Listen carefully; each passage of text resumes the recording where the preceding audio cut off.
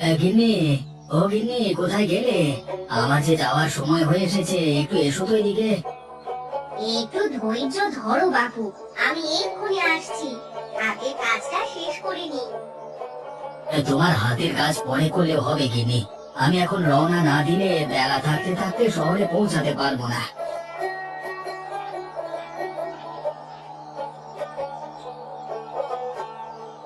এই নাও, এটা সাথে করে নিয়ে যাও। এটা আবার কি? বললাম না কিছু না দিতে।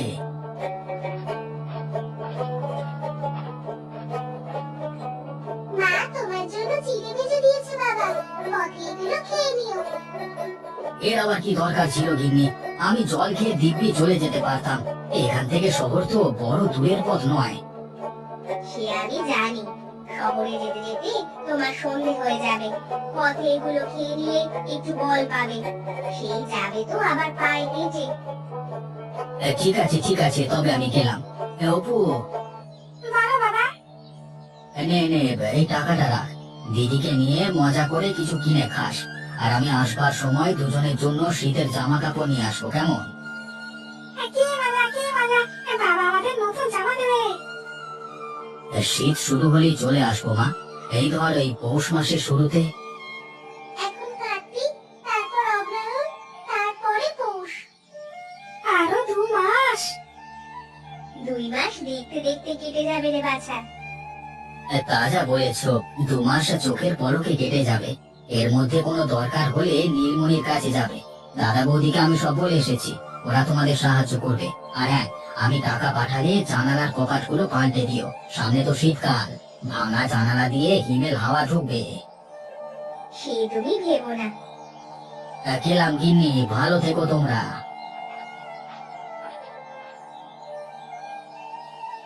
মা, ও মা, কোথায় গেলে তুমি? কি হয়েছে বাছা? কোথা থেকে এলি?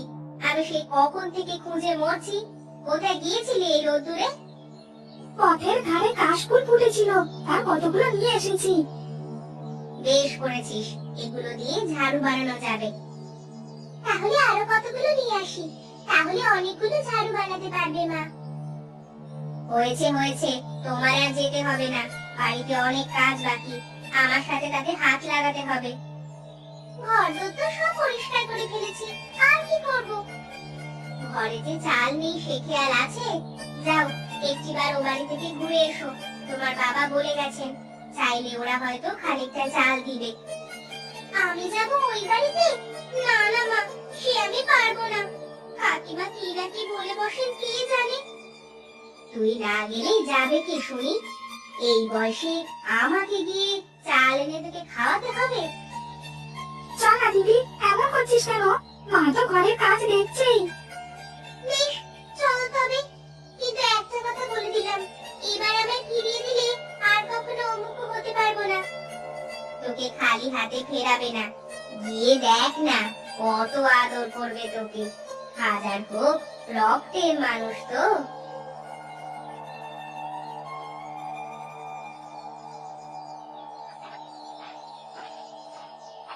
বৌদি, কি করছো গো বসে বসে? ও মায়া, তুই এসেছিস? ওটা কাঁথা সেলাই করছিলাম রে। জানিসই তো, ঘরে নতুন অতিথি আসছে। হ্যাঁ, সেদিন শুনলাম। তা ছেলে হবে নাকি মেয়ে হবে? শহরে ডাক্তার তো মেয়ের কথা বললো। সে নিয়ে আরেক যন্ত্রণা। তোর খুঁড়ি উঠতে বসতে কথা শোনাচ্ছে। ওসব নিয়ে তুমি মনে কষ্ট পেও না। মেয়ে বড় হলে সবার মন জয় করে নিবে। তা খুড়িমা কোথায়? ঘরে আছে, দাঁড়া এক্ষুনি ডেকে দিচ্ছি। মা, ও মা, এদিকে আসুন তো একটিবার।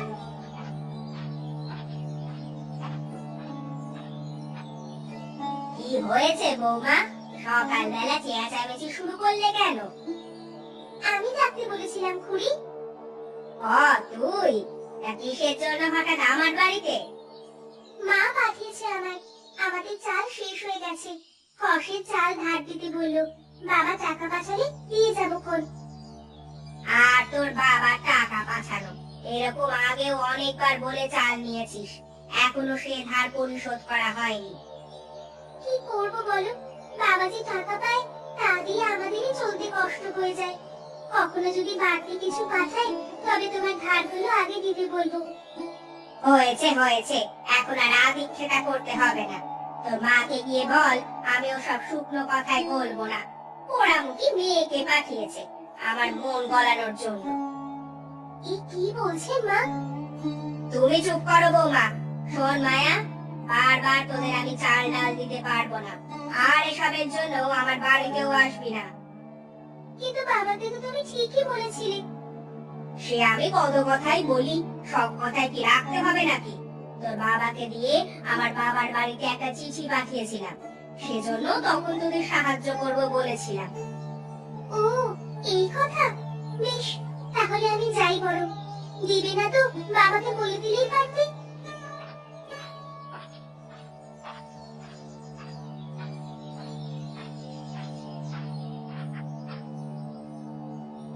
সে কি মায়া, তুই খালি হাতে ফিরলি যে? ও বাড়িতে যাসনি বুঝি? গিয়েছিলাম বই কি, কিন্তু কাকিমা না করে দিল। না করে দিল কেন? তোর বাবা ওনাকে বলে যায়নি? সে কথা বলেছিলাম, তিনি বললেন সাহায্য করবো আমি কতজনকে বলি, তাই বলে করতে হবে নাকি? এ তো ভারী মুশকিলে ফেলে দিলি। এখন আমি চাল পাবো কোথায়?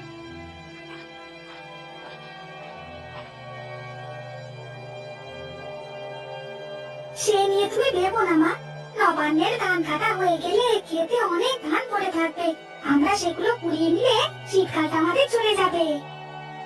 এই তো ভারী বুদ্ধির কথা বলেছিস রে অপু। তবে তাই হোক, তোরা দুই ভাই বোনে গিয়ে ধান নিয়ে আসবি, আর আমি তা শুকিয়ে গোলায় তুলবো। তা তুই এই নারকেল পেলি কোথায়? আসবার সময় খুড়িমাদের বাগানে কুড়িয়ে ফেলছি গো। দিদি বললো নিয়ে নে, শীতে বাবা বাড়ি এলে ভাপা পিঠা বানিয়ে খাওয়া যাবে।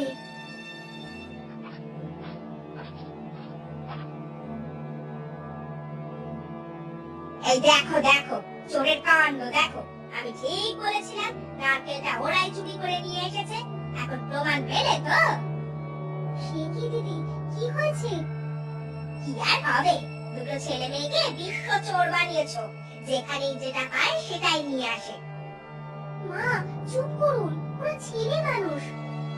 ছেলে মানুষ না ছাই, সব ওদের মায়ের শেখানোর ফল।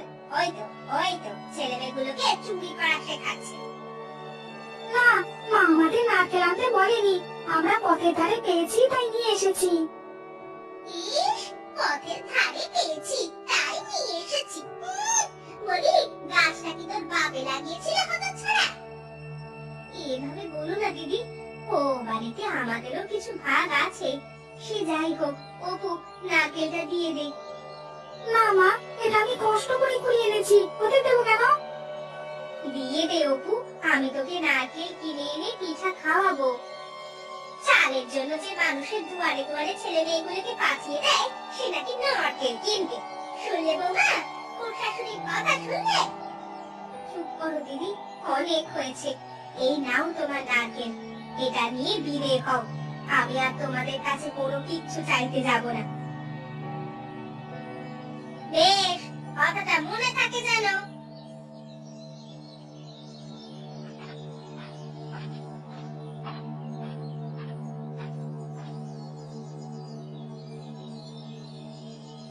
এই নাও মা, সব ধান কুড়িয়ে নিয়ে এলাম। তা এত দেরি হলো কেন? আমি সেই কখন থেকে অপেক্ষা করছি। দেরি হবে না, আমি যে একা গিয়েছি। অপু সাথে থাকলে আরো তাড়াতাড়ি হতো। অপুকে একটু পোস্ট অফিসে পাঠালাম, তোর বাবার কোনো চিঠি এলো কিনা দেখতে। বাবার না শীতের শুরুতে আসার কথা ছিল মা, এমন তো গিয়ে তো শীত পড়ে গেল, এখনো তো তার কোনো দেখা নেই। সেজন্যই তো দুশ্চিন্তা করছি মা। বিদেশ বিভুঁইয়ে গিয়ে মানুষটা কেমন আছে কে জানে। আমরা না হয় কুড়িয়ে জুড়িয়ে দুটো খেতে পারি, উনি কি খাচ্ছেন তাও তো বলতে পারছি না। দেখবে মা, বাবা ঠিক চলে আসবে, তুমি কোনো দুশ্চিন্তা করো না তো। আসার সময় আমাদের জন্য শীতের পোশাক আর খাবারও নিয়ে আসবে। তাই যেন হয় মা, তাই যেন হয়।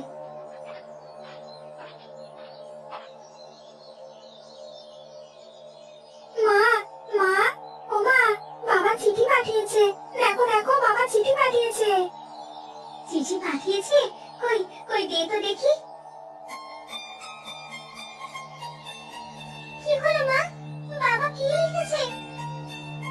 শহরে কাজ জোটাতে পারেননি রে। তাহলে কি চলে আসবে? না, সে কথা লেখেনি। বলেছে শীতকালটা শহরেই কাটাবে, বসন্তের শুরুতে নাকি নতুন কাজ পাওয়া যাবে।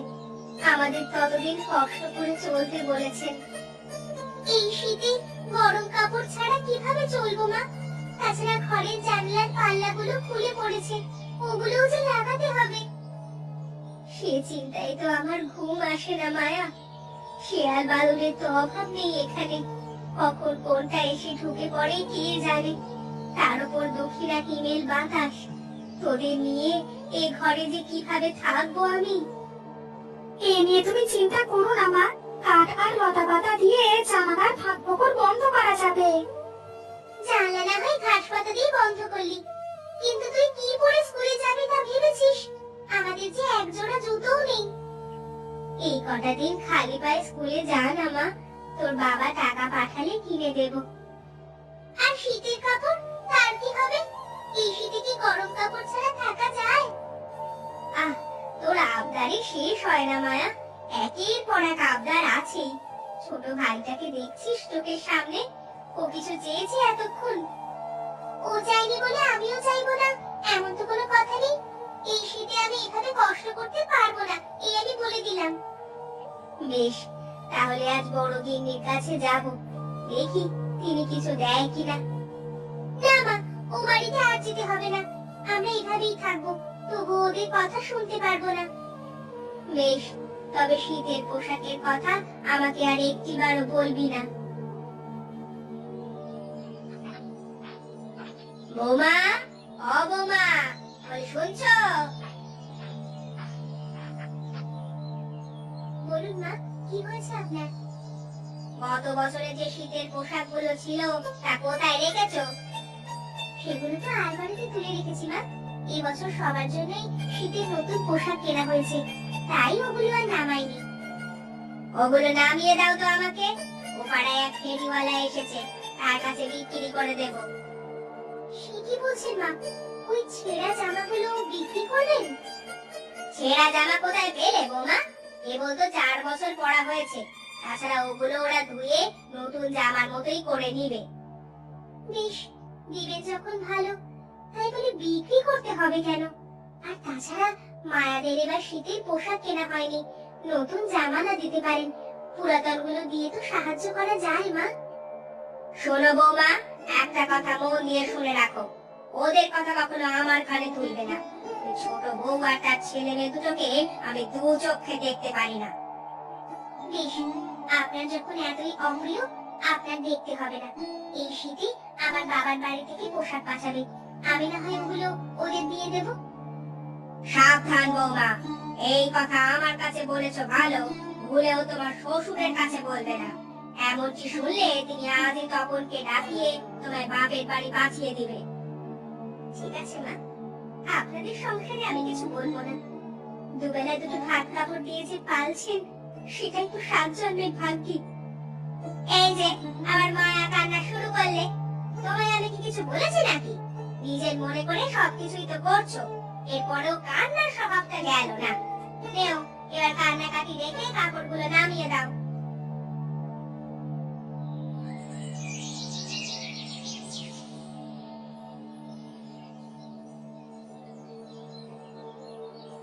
আহ, ভালোভাবে ধর না মায়া, আরেকটু হলে হাতুড়িটা আমার হাতে পড়তো। আজ কি হয়েছে মা জানো? কি হয়েছে? বৌদির ছেলে হয়েছে গো, দেখতে ফুটফুটে সুন্দর হয়েছে ছেলেটা। তাই নাকি? কই, বড় দিদি তো আমাকে কিছু বললো না। আমিও তো জানতাম না কিছু। আজ সকালে ওদের বাগানে সুপারি কুড়াতে গিয়ে শুনি ঘরের ভিতর বাচ্চা কান্না করছে। তা শুনে ঘরের ভিতর উঁকি দিয়ে দেখি বৌদিদি ওকে কোলে নিয়ে বসে আছে। ও, এই কথা। বেশ তো, একবার গিয়ে দেখে আসবো খন। কিন্তু খালি হাতে কিভাবে দেখবে বলো? নতুন মুখ দেখে কিছু দিতে হবে তো। তাও ঠিক বলেছিস, কিন্তু হাতে যে একটা পানা করিও নেই যে কিছু কিনে দিব। আমি বলি কি, নিবারণ কাকার কাছ থেকে একটু মিষ্টি কিনে দেখে এসো, টাকাটা বাবা এলে দিয়ে দিও। না না, ছোট ছেলে কি মিষ্টি খাবে? তার যে ঘরে যে পেতলের থালাটা আছে ওটা বিক্রি করে বাবুর জন্য একটা শীতের পোশাক কিনে নিয়ে যাই। সে কি গো, আমরা শীতের পোশাকের অভাবে কষ্ট করছি আর তুমি ওদের কাপড় কিনে দেবে? আহা, বাচ্চা মানুষ, এই সময় শীতের পোশাক দিলেই ওর বেশি উপকার হবে। তাছাড়া তোর বাবা শহর থেকে আসার সময় তোদের জন্য জামা কাপড় কিনে আনবে। এখন তাড়াতাড়ি থালাটা নিয়ে আয় তো, তেঁতুল টক দিয়ে ঘষে পরিষ্কার করে নিয়ে যাই।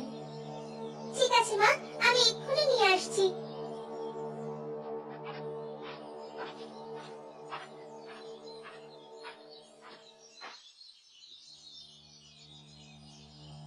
এটা কোথা থেকে নিয়েছো ছোট বউ? হাট থেকে কিনেছি দিদি, একেবারে নতুন দেখে নিলাম। হাট থেকে এমনি দেয়নি নিশ্চয়ই, টাকা কোথায় পেয়েছো? ঘরে একটা পিতলের থালা ছিল, মাও তো বিক্রি করে দিয়েছে।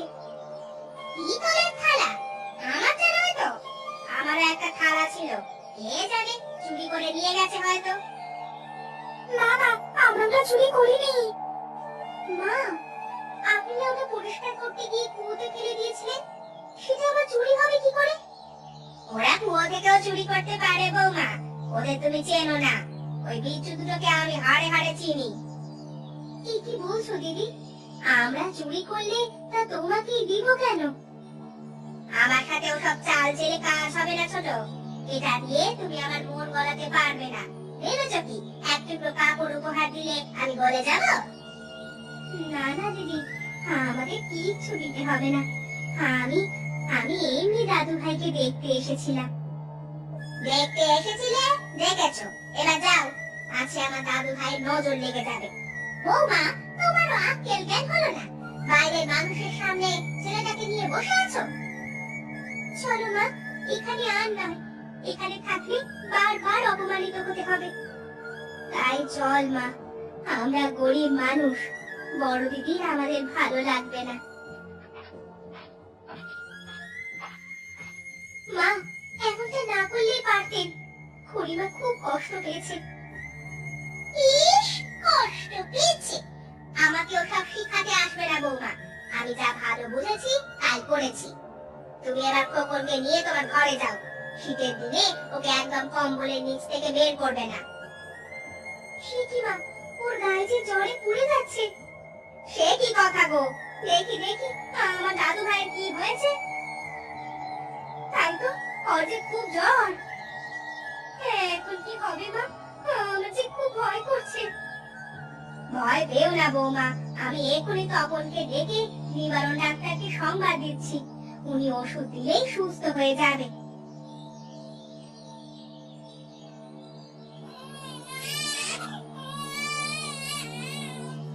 কি হলো ডাক্তার বাবু, কি হয়েছে আমার খোকার? হ্যাঁ, যা ভয় পেয়েছিলাম তাই, ওর নিউমোনিয়া হয়েছে।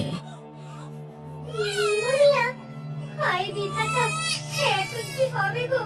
কি করলে আমার খোকন ভালো হবে? এত চিন্তা করো না বৌমা, ওষুধ দিলেই সুস্থ হয়ে যাবে।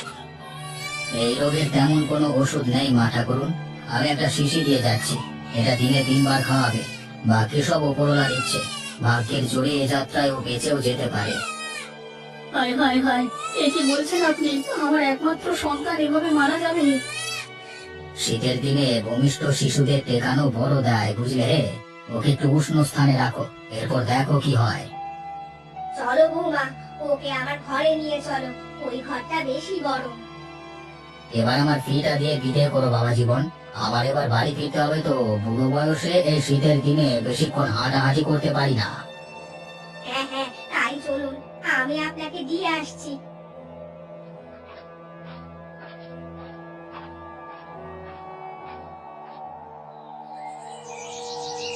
আমারে কি সর্বনাশ হলো গো, কেন বিধাতা আমায় এমন শাস্তি দিল? আমি এখন কি করব, কোথায় যাব প্রভু, কোথায় গেলে আমার খোকনকে পাবো?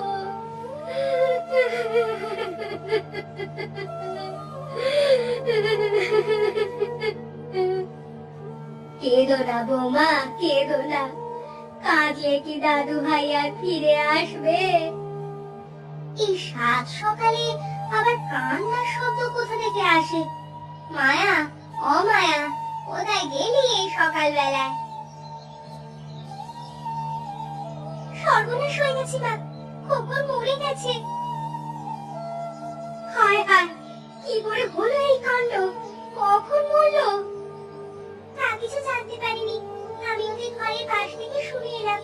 বাড়িতে গেলে আবার বড় মা কি বলে বসে কে জানে।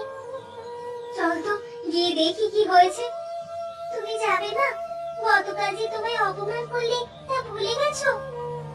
জন্ম মৃত্যুর সাথে রাগ করতে নেই মা, চল গিয়ে দেখে আসি কি হয়েছে।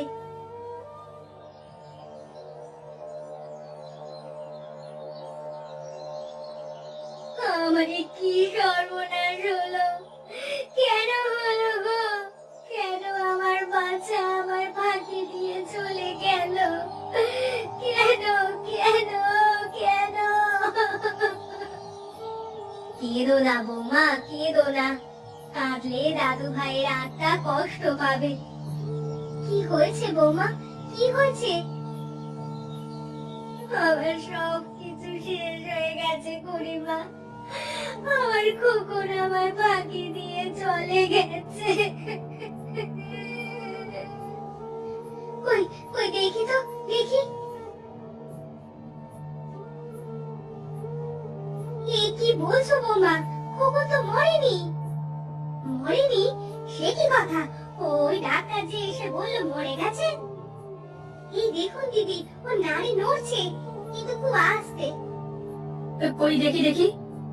তাই তো, খোকনের শরীর আস্তে আস্তে গরম হচ্ছে। আর দেরি করো না বৌমা, এক্ষুনি একটা কম্বল দিয়ে খোকনকে মুড়িয়ে দাও, তারপর চলো আমার সাথে। সে কি, কোথায়? রোদে যেতে হবে বৌমা। ছোট্ট শিশুদের শীতের সময় রোদের আলো লাগাতে হয়, তাহলে ওরা ভালো থাকে। তাছাড়া ওকে সব সময় মায়ের দুধ খাওয়াতে হয়, বাইরের খাবার একদম খাওয়ানো ঠিক নয়। আপনি আপনি এত কিছু জানেন খুড়িমা? আমি তো ওসব জানতামই না। আমি উল্টে মায়ের কথা শুনে ওকে মিছরি জল খাইয়েছি। আমি কি আর এত কিছু জানি বৌমা? ওই তো আমার তপনকে ছোটবেলা থেকে দেখে শুনে বড় করেছে। যাও বৌমা, জয়ার সাথে খোকনকে নিয়ে রোদে যাও। আর হ্যাঁ, ঘরে তেল থাকলে নিয়ে এসো। এরপর দেখো দাদু ভাইকে কি করে সুস্থ করে দিচ্ছি। দেখলেন মা, খুড়িমা কি করে আমাদের আপন করে নিল। আর আপনি এতদিন তাকে দূরে দূরেই রেখেছিলেন। কর্ণ কি সত্যি কথাই বলেছে মা? আজ খুড়িমা না এলে খোকনকে হয়তো আমরা সৎকার করে ফেলতাম। উনি এসে আমাদের যে উপকার করেছেন তা কখনো শোধ করা যাবে না। তোরা সত্যিই বলেছিস বাছা, আমারই ভুল ছিল। ওকে আমি এতদিন অনেক অবহেলা করেছি। ছোট বউ, আজ থেকে এই সংসার তোমারও। তুমি তোমার ছেলে মেয়েদের নিয়ে যখন খুশি আসবে, কেউ কিচ্ছু বলবে না। আর হ্যাঁ, আমি আজই মায়া আর অপুর জন্য শীতের পোশাক কিনে আনবো। শীতের দিনে ওদের খালি গায়ে ঘুরতে দেখলে আমার খুব খারাপ লাগে। হ্যাঁ গো, ওদের আজই পোশাক কিনে দিও। এতদিন মায়ের জন্য কিচ্ছু করতে পারিনি, আর যেহেতু মা রাজি হয়েছে, আর কোনো ভয় নেই। সে পরে দেখা যাবে বৌমা, এখন চলো আমার সাথে। দাদু ভাইকে আগে